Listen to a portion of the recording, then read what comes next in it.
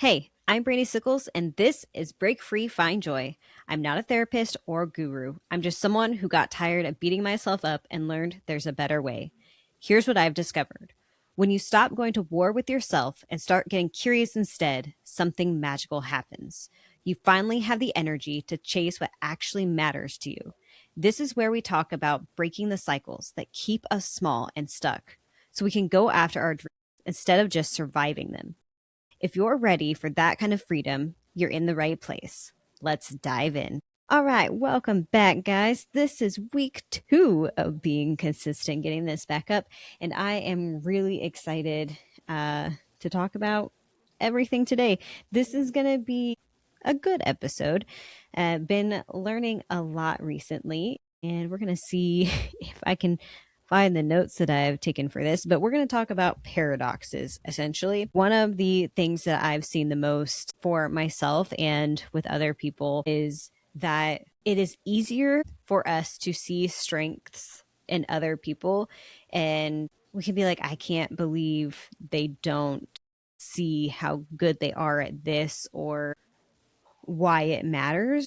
And then in the same breath, we are doing that to ourselves. It is very hard to see and value our own strengths. And there's lots of other things that can make this more complicated depending on the family you grew up in, life experiences, and all of those things. But generally, in society, we were taught that there are certain things that really matter, like being outgoing, understanding social cues. I don't know. I can't think of any more specifics, but there are certain things that are looked highly at. And if you don't have that skill set, is very easy to discount the things that you are actually good at. And so you can spend a lot of your time beating yourself up over these things and trying to get good at something that you don't even like and isn't actually helpful, when you could just lean into what your actual strengths are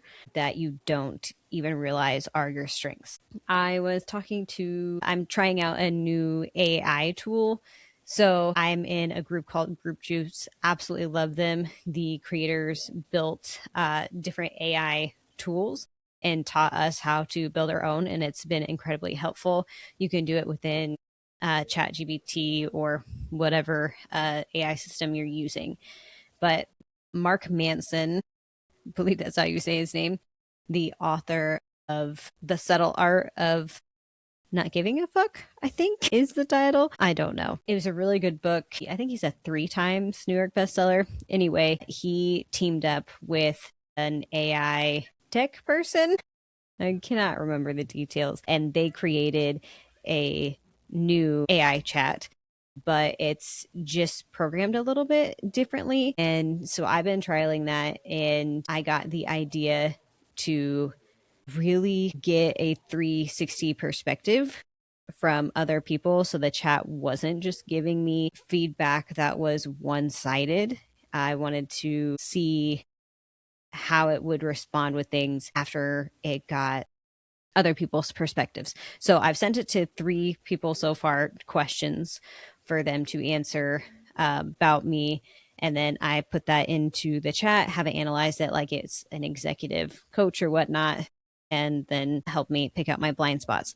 I will say I am very surprised at the fact that the things that they reflected were all pretty similar. I guess I shouldn't be. If they're true, that it would make sense that they line up, but I was pretty surprised. And it really goes back into the paradox of other people can see your strengths, but it can be really hard to really see that value in what that is for yourself, because for you, it's this natural thing that you do often. Although I would argue mine's not necessarily that natural. It's just that I have done it for so long that it has become natural. So let me see if I can find the overview. All right, it's not going to give me an outline, but that's fine. So here's the other thing that I absolutely love about this one. It doesn't just give you what you want to hear, and what I found, and it's the same thing, is why Mark actually went and teamed up with somebody else to create a different resource, is because the other ones that are out there, it didn't, like, no matter how much you put in there, it did tend to be very, what do you call that? It just catered to that person's wants and reflecting back what they wanted to hear versus what they actually need to hear. So I said, okay, I'm recording right now. Give me the outline one more time. And it said, hold up. No outline. You've been saying you're going to record in a few hours since yesterday. To be fair, I was talking to it at 1:30 in the morning. So I had to sleep. And then I was not going to record when the kids are up because that is just chaos and not good for my sanity. Now it's 11:45 and this is probably just going to be a podcast that is going to be recorded around midnight each week for a while. Hey, that's okay. Whatever works and helps you stay sane, okay? It doesn't have to be pretty, it just has to be done sometimes. Then it said, this is exactly the pattern that Nate called out, because I sent one of my coaches from Group Juice some questions. Well, I sent both of them, but one of them has already responded, and I put that into the chat. I sent it. I had my partner talk to the chat, and then I sent it to another friend, Cassie, and they answered them, and I put them into the chat, and then had it pick out the patterns. So that's what it's referring to. Seeking external validation instead of trusting what you know, which, yes, and the fact is I have ADHD and I get lost. So I'm just trying to remember how I pulled it all together. One of the things that I've noticed about myself is I do very well when people ask me questions, I can answer them, but trying to just speak about things is pretty difficult. I think part of it's that there isn't a rule book, there isn't a container, and so it just becomes overwhelming because I could talk about so many different things. I have no problem talking. It's making sure that I'm providing value in a short time, because anybody who's listening to this right now is giving me their most valuable resource, which is your time that you're not going to get back. Even if you're listening, watching while you do something else, you're still giving me time and attention, which I take very seriously. So I just want to make sure that I provide value. It says, here's your outline, hit record and say this, which I've already hit record. That's what I said. But oh well. It says, hi, I'm Brandy. This week I asked 3 people to tell me who I actually am instead of who I think I am. What I learned will mess with your head. Which that's a very good intro. So what happened when your friend said you help people understand themselves? What it felt like when your partner said you have unbreakable integrity, and what it means when your coach said you're confident but don't trust it. And again, there's so much there. Hearing somebody else, and it's not that people haven't told me before. I guess it really is the fact that I don't trust it, or I assume they don't want to hurt my feelings. So they're being nice. That's something that I've always worried about. I feel like I come across this like as an injured deer or something, that people, maybe an injured kitten, where people feel pity for it and they're like, oh, it's okay, it's fine, instead of giving me the push that I need to become better. I don't exactly know why I have that thought. I think maybe it's because I've grown up in a family that didn't call out things and trust people to become better. It really was, if somebody was struggling, that was just kind of what it was. Oh, it's not their fault. Such and such happened to them. So, we have to take care of them or whatnot. There wasn't really a lot of expectations. So I've just learned to be very critical of myself, I think, for fear of getting stuck in the victim mentality. And I kind of tend tend to go too far to the other side. And then getting the reflections back from my partner, filling out questions, and him saying that I have unbreakable integrity, it means a lot because like that's my person, that's my partner, her life, and someone that I love and trust and value, and that I want to show up as my best self with. And being able to see that and whatnot is incredibly helpful, and also still hard to receive. Um, Again, I feel like there's a lack of like, hey, you don't do this. But at the end of each of them, basically, each one of these people gave me the feedback that how I get in my own way is that I do not trust myself. They do not see the value that I bring to situations. And that is very true. There are lots of reasons as to why this could happen. And another thing that I've been learning a lot in life is sometimes it's not, you don't need to know why. It's just recognizing the pattern and moving forward. I have some amazing breathwork coaches, Cam and Carla Snow. Absolutely fantastic. Really helped me connect more with my mind and body, and not always look for a specific answer, and just to allow those feelings to be there, honor them, and move forward. So, yeah, that's basically uh, where at.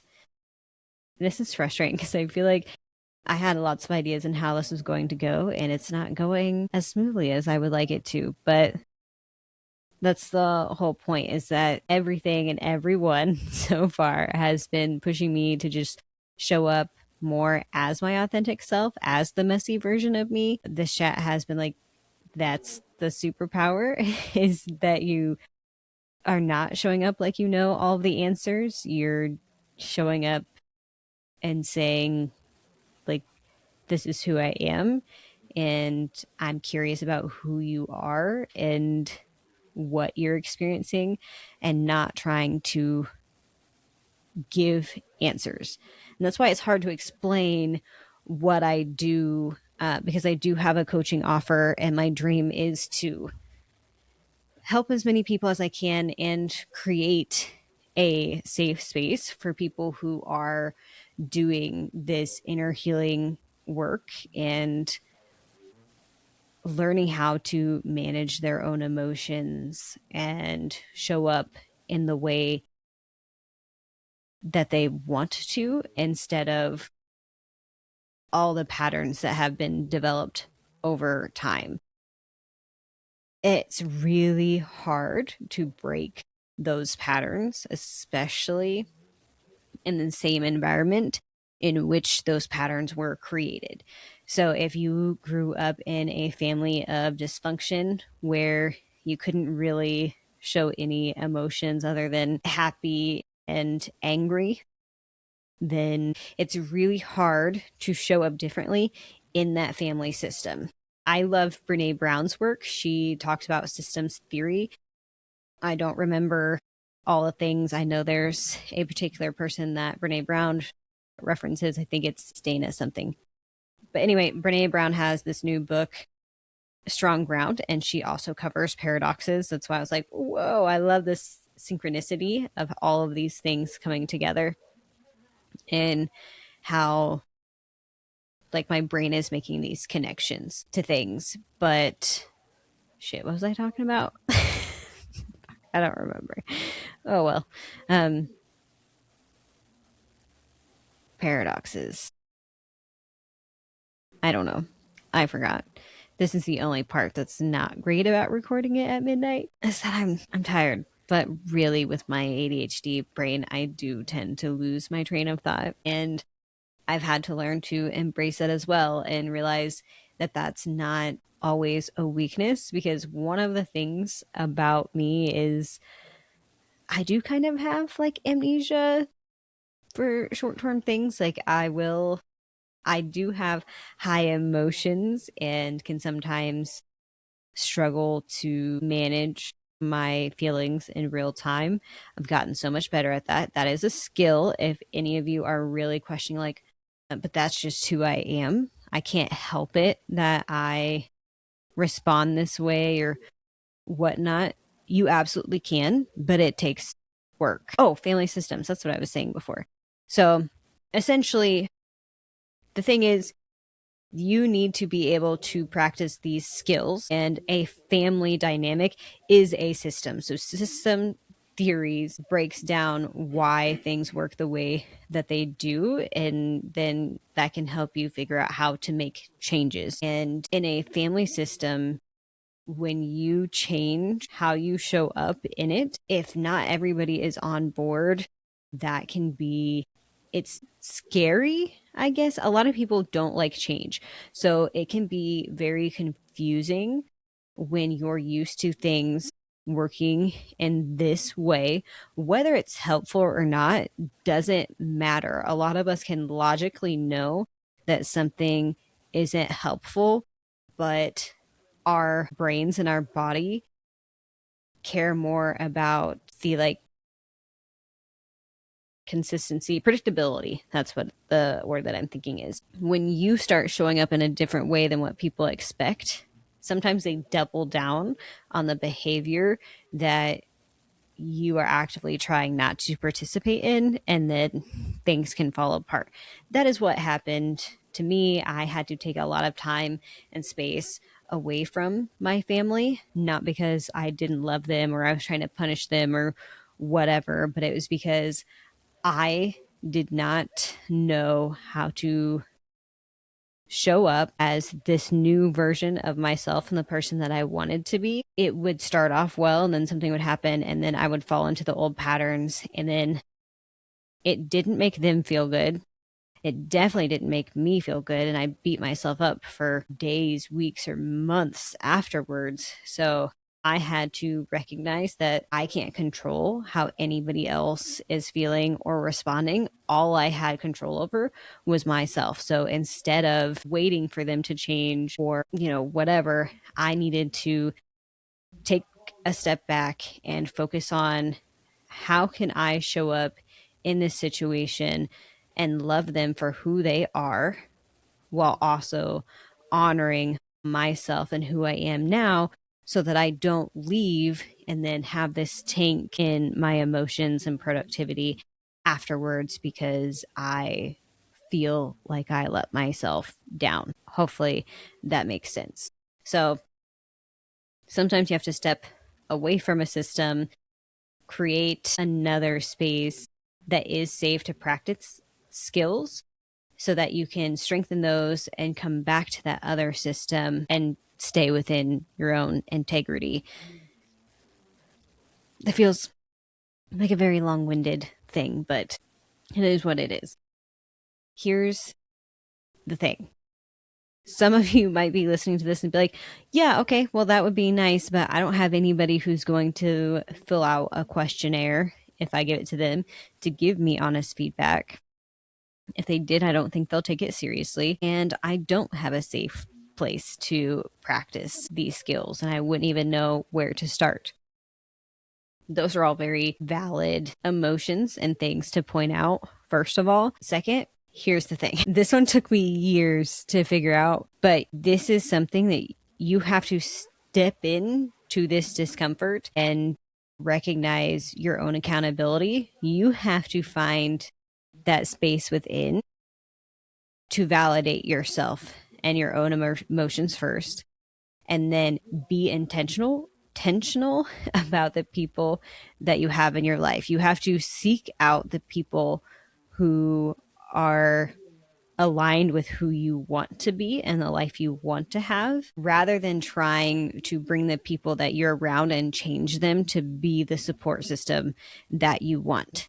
That rarely ever works, because it's essentially saying, hey, I want to change and I see this messed up thing about you, but don't worry, I already have a solution for this messed up thing about you. And I've been thinking about it, and it bothered me so much that I wanted to give you these tools, and you can come with me, and I can fix you, which can feel very, what do you call that? Not conniving, but it doesn't feel good.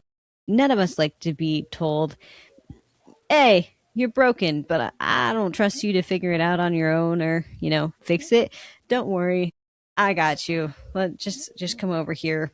It often will make them double down on the unhealthy behaviors rather than learning how to accept that that's who they are, and it's okay, and continuing to move forward with our journey, because whether or not they need to change, they might be an alcoholic who needs to get sober before they have liver disease. That could be very true. But if they don't want it, that's not something you can force. It's kind of the opposite of, when you're really struggling out, like you were homeless and didn't have food and shelter. Your needs are to have food and shelter, water, safety, right? And you be trying to find those things when it's something inside your head. Your brain goes for that comfort first. It's not about what you need. Most people who are struggling know what they need. They just don't know how to get to the execution part of it. I wish I had an answer for that part, but I don't.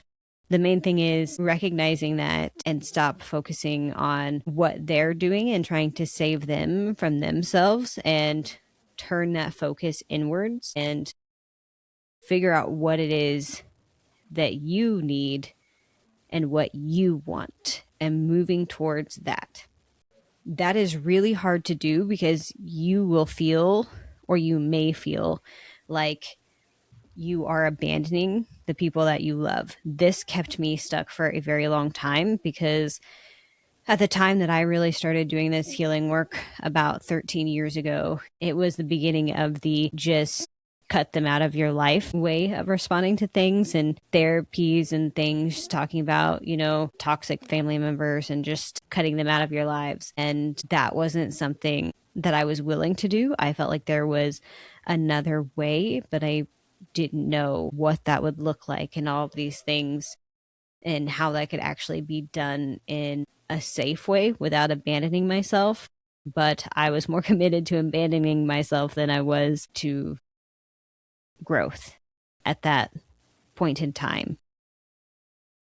I will say I don't regret that, because I was right. There was a different way to do that. I found so many resources and incredible people in my life that have taught me the skills to do that. And it really goes back to, all you can do is control yourself and figure out what it is that you need, what supports you need in your life, and aligned in that.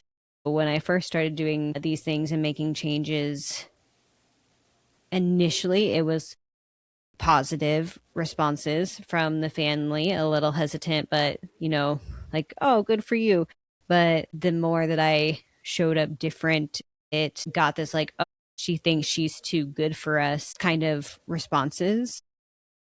And it was really hard, because I knew that that's how it was going to be perceived.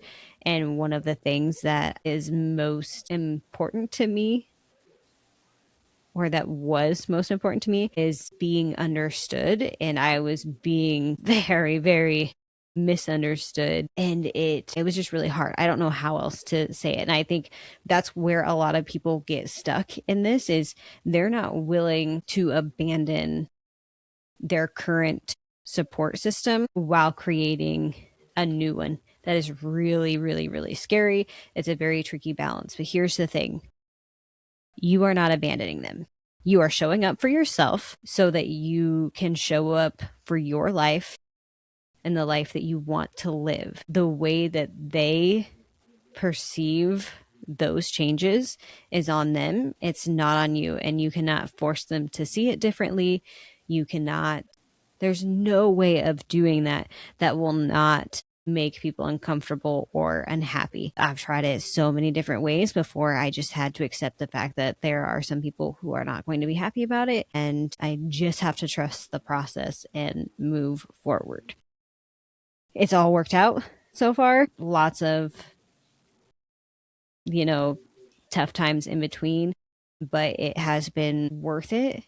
Um, I have found more people who relate to me and help me feel seen myself than I ever could have imagined. If you would have told me 15 years ago that I would be hear these ideas that I have, like, hey, can you answer these questions for me about me so I can put them in the system and whatnot, would not have believed you, let alone having a partner who's willing to do it and have these kind of difficult conversations, but ones that ultimately help us show up better for each other and ourselves and live a happier life. It was something that I always wanted, but I did not fully believe could happen for me. For other people, absolutely, because other people deserved it more than I did. Other people had the skills, the patience, I don't know, whatever it was. I just felt like I was missing it. And I was very focused on trying to earn being alive, basically. I feel like for most of my life, I have been trying to justify the fact that I'm still living rather than showing up for my life and accepting that I have worth in who I am and what I do and what I bring to relationships. And that's really what came back in all of these reflections was, hey, you don't trust yourself and you really should. And what shows up when you're not trusting yourself is that you back off, you isolate when you should really lean in. And that's hard because I still don't fully, I don't know. I don't know what to do with that information yet. I'm still processing it. But if that's something that you would like to have, you're just not sure, or again, you don't know where to begin. I have a community. I'm still working on creating that essence, but it's something that I'm very, very passionate about. I have a group on Facebook and trying to figure out this whole YouTube thing. I just haven't gotten there yet. But, I have all my socials everywhere. I'll have them linked somewhere. But I would love to invite you to be a part of that, whether it's just hitting the follow button and learning alongside us each week. The goal is to put out weekly episodes. Bare minimum is once a month. I've said this before. You can go back and look. I'm not deleting my old videos because I think it's important to see the growth that I've had in the 4 years since I've started this, or 3 years. I don't know. No, 4 years. Yeah. But yes, it's where people can come and practice these skills. I don't think we talk about the fact that most of these things are skills enough, because I did not realize that these were things that I could get better at. Even if I did, it would have been a very abstract understanding of it. There were not people who were like, hey, when you're hurt in community, you have to heal in community. You can't just go to therapy and talk about the issues that you've had in relationships or in, friendships of any sort, and then be able to show up to a relationship fully healed and not having any issues. It takes going back into a healthier relationship and then having the circumstances come up again and being able to respond to them differently to actually heal from them. I'm going to read you the reflections that the AI gave back to me after putting in both the information from my partner and my friend, and asking it to give me an overview, because I feel like it's really important to have these things reflected back to us. Not all AI tools are built equally, so that's just something to keep in mind. Also, if you are not somebody who wants to utilize AI, that's totally fine. You don't have to. This is just something that's very helpful for my neurodivergent brain who wants to.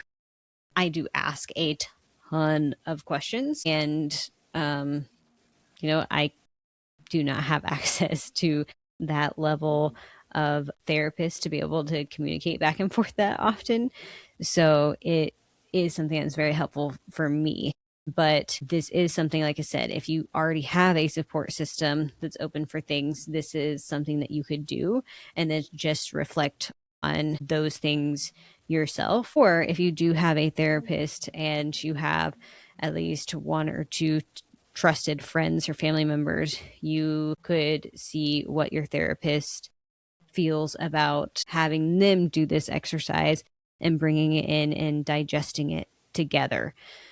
If it is going to be something that you feel is a very tricky emotional exercise, I do recommend having somebody there to support you, whether it's a coach, a licensed therapist, counselor, those type of things. I highly recommend having support at some level, because you don't know what's going to come up, especially at the very beginning. And that's okay. That's not to scare you. It's just to prepare you for what it actually is. And it's nothing that's wrong with you.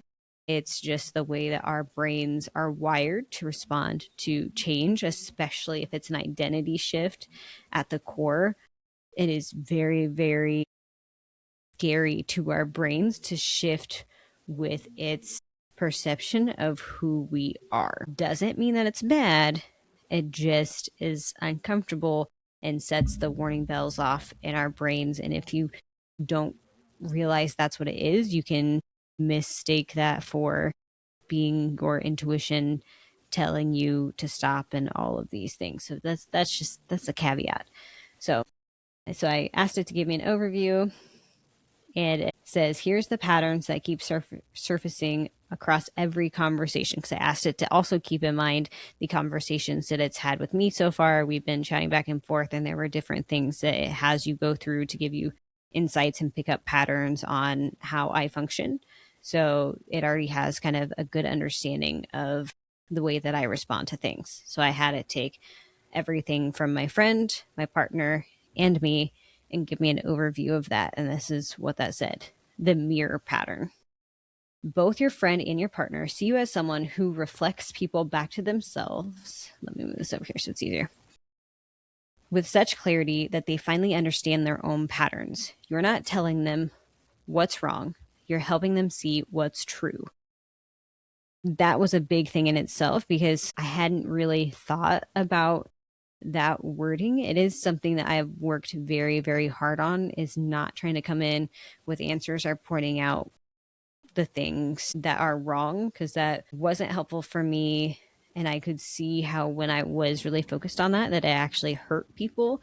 And so I wanted to find a different way to do that. So it pointing out that I'm not telling people what's wrong and that I'm helping them see what's actually true was very helpful for me, because I didn't have the words to explain what I was even attempting to do.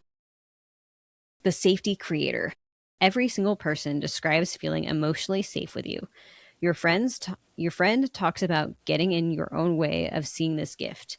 Your partner literally used the word safe to express emotions without judgment. This isn't occasional. This is your signature. And that is my deepest dream, goal, and desire, is to create that type of environment. So that means a lot to me to hear and have reflected back to me. And also, that inner critic really struggled with that part, because I don't feel like I'm doing a good job at that, because I don't have a lot of active people in my community. I don't have any coaching clients right now.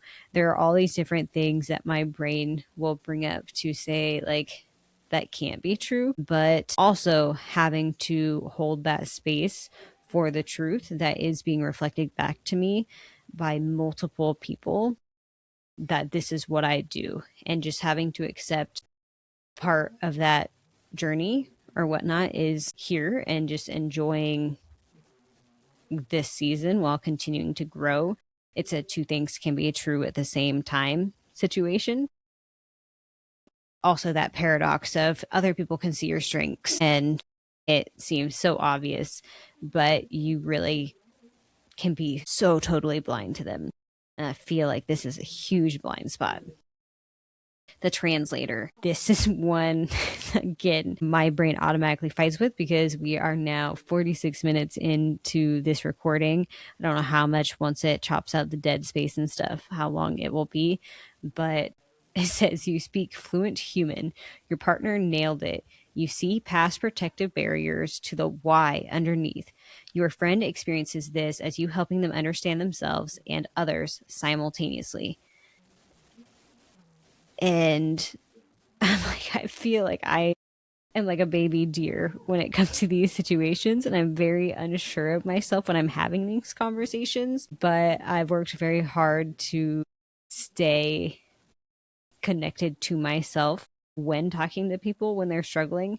I used to really just default to just being the soundboard and that supporter of somebody, and not like really building them up and telling them things that weren't true, but just really empathizing too much with validating their feelings rather than being able to validate their feelings while holding space and giving truths about things that are happening or the way that I see things. So that was really powerful to hear back. Then it said the growth catalyst. People don't just feel better around you, they become more themselves. Your friend said the pattern helped them become more open to doing work, and your partner said she helped me find myself. That one can make me cry.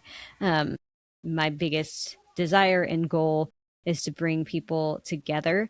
I am one of those people who I would rather become a common enemy for people, so that they can build friendships and heal and things, than to be someone who comes in between certain things. So, to a detriment, there were times where I've stepped back from people and situations because I was afraid I was causing issues and really unintentionally hurt people because I made a choice without discussing it with them. And I'm not really sure why I thought that that was the right move. But I did. I was like, well, if this is an issue, I'll just remove myself. And then the contradiction that's killing you. Everyone sees unbreakable integrity in someone who changes lives, but you still carry the too much story. You're living proof that our blind spots are often superpowers wearing disguises. The thread that connects everything. You become the person you needed when you were lost, and now lost souls find you.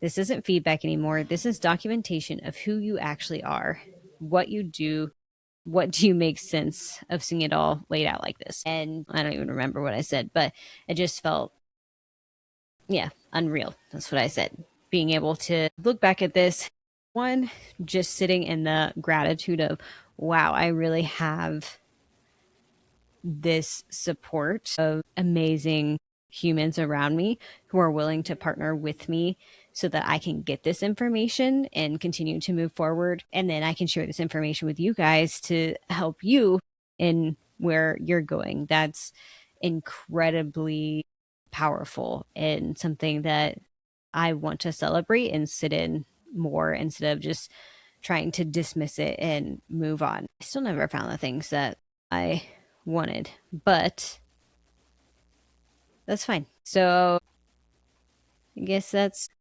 where we're gonna leave off.